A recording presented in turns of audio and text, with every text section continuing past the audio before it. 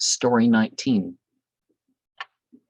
A king of the Arabs, having been informed of the relations subsisting between Layla and Majnun, with an account of the latter's insanity, to the effect that he had, in spite of his great accomplishments and eloquence, chosen to roam about the desert and to let go the reins of self-control from his hands, he ordered him to be brought to his presence. And this having been done, he began to reprove him and to ask him what defect he had discovered in the nobility of the human soul, that he adopted the habits of beasts and abandoned the society of mankind. Well, not everything animal is undignified.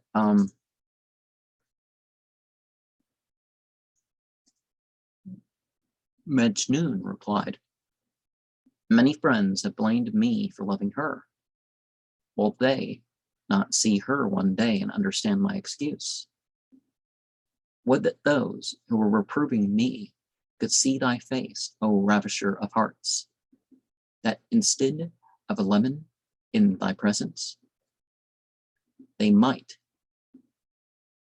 heedlessly cut their hands. That the truth may bear witness to the assertion, this is he for whose sake ye blamed me."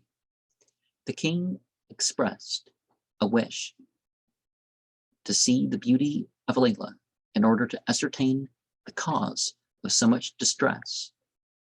And of course, we're bouncing off Surah 12 of the Quran, the beauty of Joseph and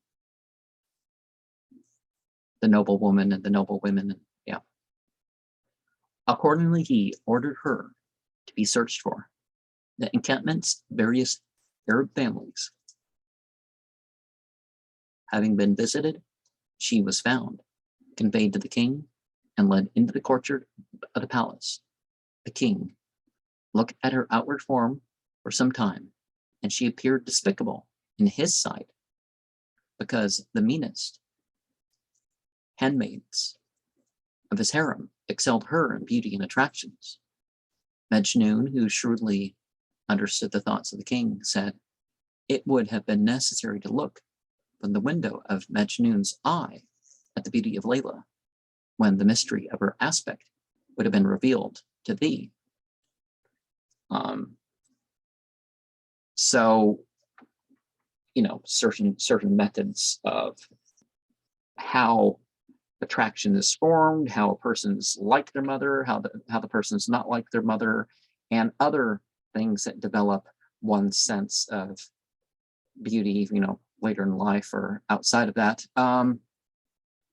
That varies per person too, but it's not so much the outer beauty, is it? If the record of the glade which entered my ears had been heard by the leaves of the glade, it would have lamented with me.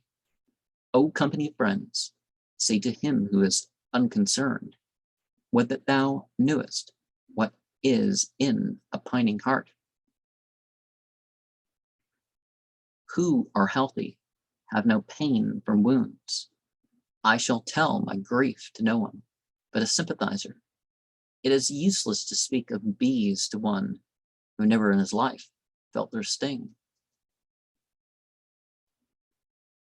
As long as thy state is not like mine, my state will be but an idle tale to thee.